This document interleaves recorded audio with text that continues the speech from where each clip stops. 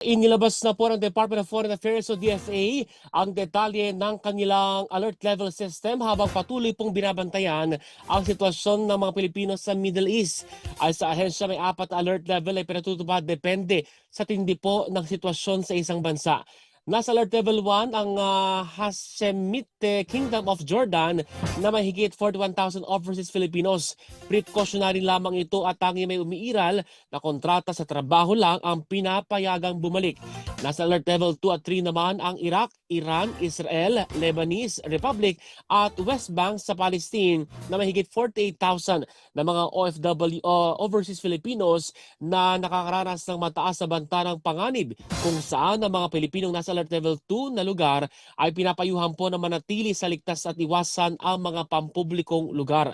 Habang hinikayat naman na bumalik sa Pilipinas ang lahat ng mga bansa na nasa alert level 3. Samantala, isasagawa naman ang mandatory evacuation at repatriation sa mga lugar na nasa alert level 4 gaya po ng Gaza, Syria at Yemen na may higit 1,000 overseas Filipinos.